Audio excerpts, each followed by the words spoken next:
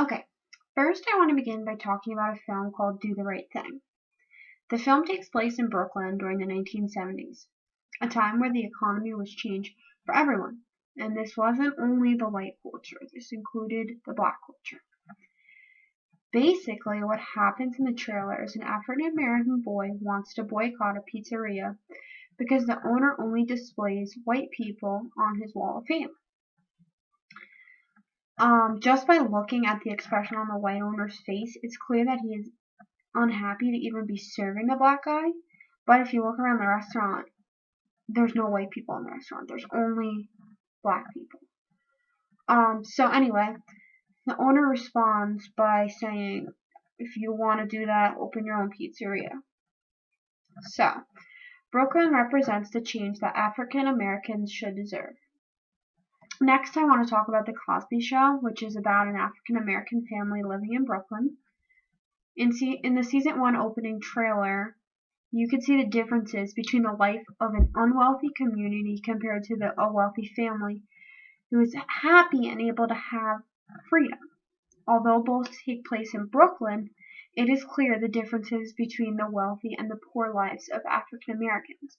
You could see a major difference between race and wealth. It's interesting to see like the different classes of African Americans in Brooklyn. In Sal's Wall of Fame clip, the white owner had power over what he displayed in the store, although it was all black people who supported the pizzeria and, paid for the pizza, and basically that's how he made his money off the black people. The owner chooses to hang up only white famous people. Because of that, one African American, he chose to stand up and boycott the pizzeria. On the other hand, The Cosby Show, going back to this show, is a wealthier family in Brooklyn. Now, first I want to start off by talking about how people believe that the Cosby family was a white family with a black face. And I think it's important to note what the mother said about how, they worked hard for their money and they deserved it. And it's true, wealth shouldn't be about what color skin you are supposed to have. It should be about working hard and deserving that money. Now, Vanessa mentions how she doesn't want so much money, because it would be easier without it. In one aspect, I agree with this because race and class go hand in hand about how easy or difficult life is for somebody. For a black family to be wealthy was uncommon, and that's why she got into a fight. People thought that because she was a member of a black family and they had money, that she thought she was better than everybody else, and that wasn't how it was. I think that the African American guy in Do It the Right Thing would have just been like the girls who beat up Vanessa because he had the same mindset.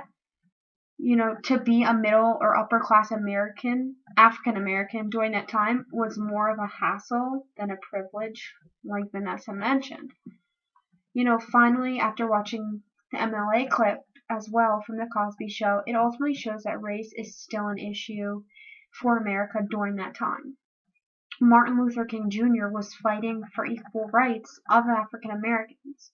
Although this family might have more rights than the average black person in Brooklyn, it was still an issue, and I think that's why they took a moment to show that.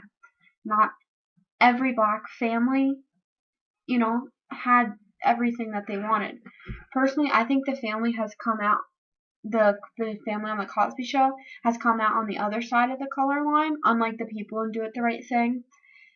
That family is free, they're able to work, unlike some of the men in the other movie who didn't have jobs or money or nice things. I think they were still struggling for freedom, and that's just what Martin Luther King wanted.